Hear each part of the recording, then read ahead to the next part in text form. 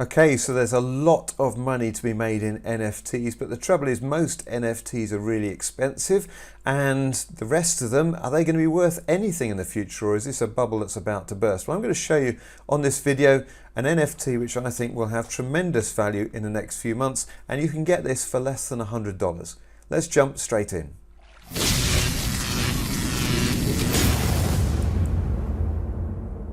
Now, most people, when they think of NFTs, are still thinking about crypto art. But what we've got here, we're looking at a game, and this for me is where the real value of crypto NFTs comes in, because with art, it doesn't actually do anything. It has no utility. And with crypto art, you've just got to hope that someone else will pay more than you've just paid for it. It doesn't serve any functional purpose.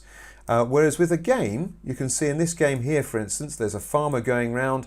He waters his crops, the crops grow, he then harvests those crops, and then he can sell those crops. So let me just go and sell the crops that I've just got back. So there we go, that's just raised another $3,000 in this particular game. So this is just a very simple farming simulation. I say simple, it's actually really addictive.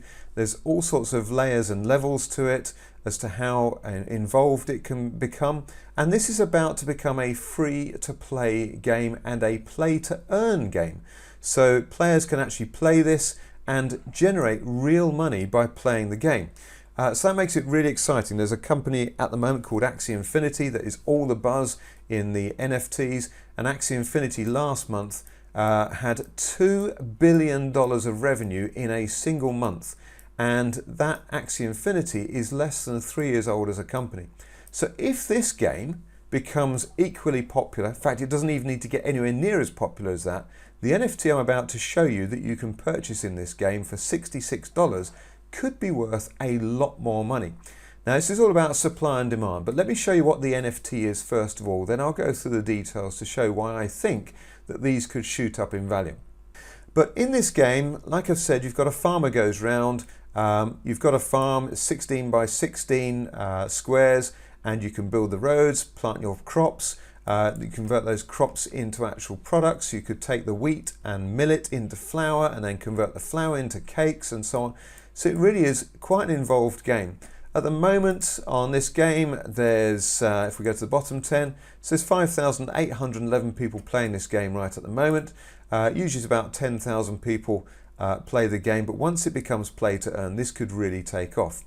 Now, as you see, the farmer is going to get some water there. Away he comes and he's going to water his crops, probably this one here, which has currently got 1 of 3, so he needs to put 3 waters on here before that crop will start growing. So he'll go back off and, well, he's collected that crop on the way back, and then he'll go and get some more water from the wells. But there's a useful NFT that you can have in this game just to speed up the watering process. So I've already got this NFT, so I'm going to go to my Gala Games logo in the game here on the right hand side. I click on this, and here I can go and get Mr. Puddle's home, and I can place that, and there it is. Now we can see, look at him speeding around this road here. This is Mr. Puddle's, and he goes and gets the water from the well, whizzes over and waters the crops. He's a lot quicker. I don't have to pay anything. The farmer, I have to pay every minute he goes around. I have to pay him $20, so that comes off my amount there. Whereas this water bot is an automatic robot. It's going around watering the crops really fast. As soon as there's water in the wells, then the water bot comes out and does that. So it's a really useful asset in the game. Now, the beauty of NFTs is that I own this water bot, and if I didn't enjoy the game, I could sell that water bot. It's my asset, and that's the whole power of NFTs. But because this has utility, it has a purpose, other people are going to want this water bot, not just someone else who thinks on a speculative that this water bot might be worth more in the future. It may be they want this water bot because they're really good at the game and they want to get in and win at the top of the tournament, maybe a $50,000 prize or something like that. So there is a reason, rather than just purely speculative, as to why someone would want the water bot. Now, how many water bots are there? Because that's going to give us our demand versus the supply.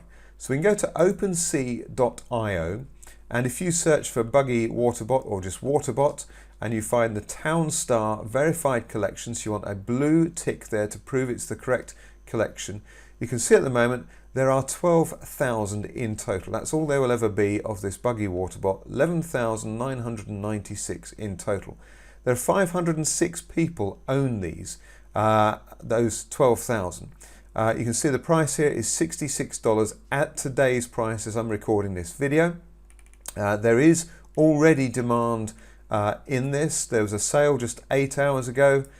We can see the sale before that was 2 days ago, sale before that was 2 days ago, and sale before that was again 2 days ago. So $40, $50, $60, they're starting to go up in prices. People are speculating that these could be very useful in the game.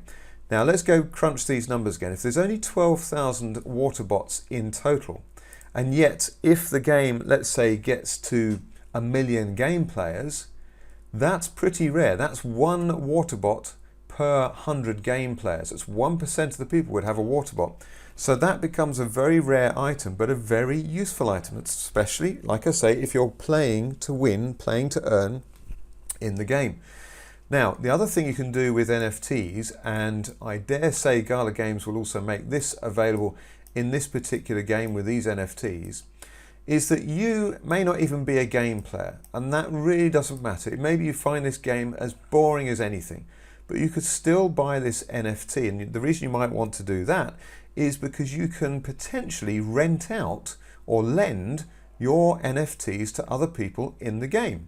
So again, why would you rent out or lend a piece of artwork? You wouldn't, but in a game where it has utility, you would. Let me give you a real world analogy of that. Let's say you owned a sports car, a Formula One sports car, and you could rent that to Lewis Hamilton or whoever that, I'm not really into motorsports either, but you know, you could lend that to someone else. And if they win their tournament, you could say, look, I'll lend this to you for free, but if you win the tournament, I'll have 10% of your tournament winnings.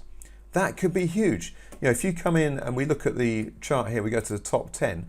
Imagine if I had lent this water bot to any of these top 10 players here who would all be winning cash prizes, substantial cash prizes, then that would be really good. I wouldn't even need to play the game. I can just lend out my NFT to those people.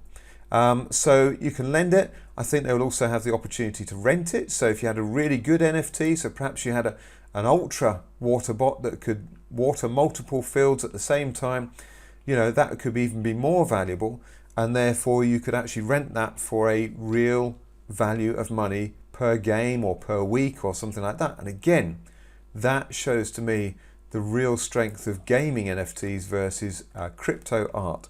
So I hope you found that useful. If you want to play the game Townstar, like I said, go to gogala.co.uk. One other thing I would say before I finish this video, I actually make over $200 a day passively with Gala Games, and that's by doing something called running a node. So I've just brought the node up on screen here. I have 3 nodes that I'm running at the moment, and every day I get a share of the daily Gala coins that Gala distribute to all the node holders. Why do they do that? Well, the node holders are the people providing the computing power to their networks. So they don't have a centralized, expensive server system. They have tens of thousands of computers around the world, so it's distributed. And by sharing my computer, I just contribute a little bit of the processing power overall. So the total network power here for Gala Games is a staggering 21,000 gigahertz of processing power. And there's a total memory on these computers available for Gala Games at 68 million megabytes. And that's why, as a node holder, we get paid in Gala coins to run these nodes. So yesterday I received 1,811 Gala coins. That at today's price is $215 for simply running a Gala node. They are not cheap, but it's not the price that you pay, it's the value that you should look at. And for me, this has been an exceptionally good purchase. So do consider purchasing a node as well. You again go to gogala.co.uk, click on the Get Gala, and you can go and purchase a node there. You will need Gala coins, so you can go and create an account with Binance or KuCoin or whatever your favorite exchange is where they provide Gala coin, and just exchange from Ethereum or some fiat currency into Gala coin and purchase a node if you want to. They are expensive, like I said, but hopefully that's another little tip for you if you want to make some serious revenue from the NFT arena. So that's my video. Please feel free to comment anything you disagree or agree with me. I'd love to hear from you. Subscribe to the channel if you're interested in learning ways to make money in cryptocurrency, or also just general investing as well. I do a lot of early stage investing in young companies, and that's how I found out about Gala Games as well. So if you're interested to get in early and find out what's happening next, subscribe to the channel and watch out for my next video. Thanks for watching.